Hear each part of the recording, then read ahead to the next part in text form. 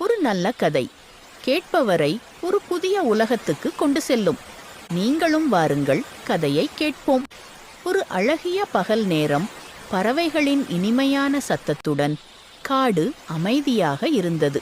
அருகில் ஆற்றில் கரை புரண்டு தண்ணீர் சென்று கொண்டிருந்தது. காட்டின் நடுவே உயரமான மரத்தின் கிளையில் கலு மற்றும் ராணி என்ற 2 காகங்களின் கூடு உள்ளது. அங்கு இருந்து காகங்களும் பேசிக்கொள்கிறது. அதை இப்போது பார்ப்போம். ராணி, நேத்து என் தங்கை வீட்டுல கோழி முட்டை வறுவல் சாப்பிட்டேன். அடடா, அதன் ருசியே தனி. நீ சொல்லும்போது வாயில் எச்சில் ஊறுது. கேட்கவே ஆசையா இருக்கு கலு. எனக்கும் முட்டை வறுவல் செஞ்சு தரையா? அதுக்கு முட்டை வேணுமே ராணி. நாம முட்டைக்கு எங்க போறது? மீனு குருவியோட கூட்டுல 3 முட்டை இருக்கு. அதுல ஒன்ன திருடி விடலாமா? அட, இது நல்ல யோசனையாக இருக்கே. ஆனா இந்த முறை மாட்டிக்கவே கூடாது ராணி. அதுக்கு என்கிட்ட ஒரு ரகசிய திட்டம் இருக்கு. வா, முதல்ல கூழாங்கற்களை தேடிப் போவோம். இருவரும் சேர்ந்து அங்கிருந்து பறந்து செல்கின்றனர். இருவரும் சேர்ந்து ஏமாற்றுவதற்கான சதியை செயல்படுத்துகின்றனர். ஜம்ஜம், இந்த காட்டுல வெள்ளை கூழாங்கற்கள் எங்கு கிடைக்கும்? மலையோட அந்த பக்கத்துல ஒரு குளம் இருக்கு. அங்கே நிறைய கற்கள் இருக்கும். எதுக்கு கேக்குறீங்க? எங்க கூடு காத்துல விழாம இருக்க அடியில வைக்க போறோம். நன்றி. தற்போது கலுவும் ராணியும் குளத்தின் அருகே பறந்து வருகின்றனர். இங்கு நிறைய கற்கள் இருக்கிறது ராணி. இந்த கல்லை பாரு, இது முட்டை மாதிரியே இருக்கு.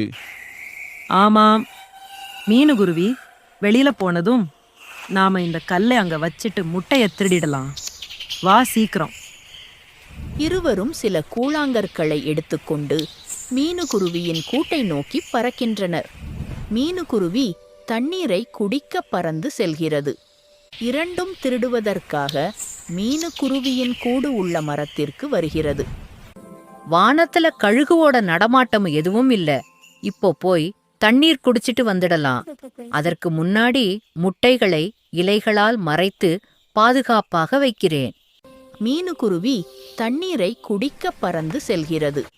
இரண்டும் திருடுவதற்காக மீனுகுருவியின் கூடு உள்ள மரத்திற்கு வருகிறது.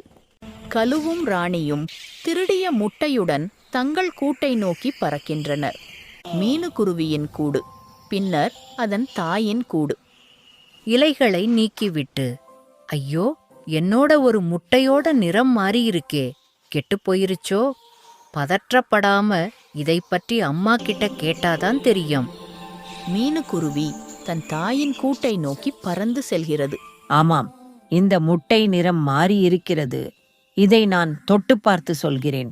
இது கூழாங்கற்கள் போலே உள்ளது. மகளே மீனு, இது முட்டையே இல்லை, இது ஒரு கூழாங்கல்லு. உனக்கு இது கூட தெரியலையா? அம்மா, என்னம்மா சொல்றீங்க? அப்போ என் முட்டைய யாரோ திருடிட்டாங்களா? இது என்ன மரத்திற்கு கீழே காகத்தின் இறகை போல் உள்ளது. நீ இல்லாத நேரம் இந்த காகங்கள் தான் உன் முட்டைய திருடி மாத்தி வச்சிருக்காங்க. வா, இப்போவே அந்த காகங்களின் வீட்டுக்கு போகலாம். உண்மை வெளிப்பட்டது. இருவரும் கோபத்துடன் காகங்களின் கூட்டை நோக்கி பறக்கின்றனர். இடம் கலு மற்றும் ராணி காகங்களின் கூடு. நான் வந்துவிட்டேன் ராணி. இதோ தக்காளியையும் வெங்காயத்தையும் கூட்டில் வை. ராணி, நான் காயெல்லாம் கொண்டு வந்துட்டேன். நீ முட்டையை எடு. கலு, நம்ம திட்டமெல்லாம் பாழாயிடுச்சு.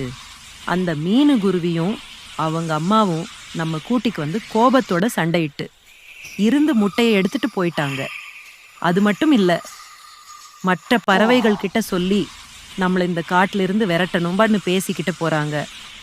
மற்ற பறவைகள் நம்மளை அடிக்க வர்றதுக்கு முன்னாடி நாமளே இந்த காட்டை விட்டு ஓடிடலாம்.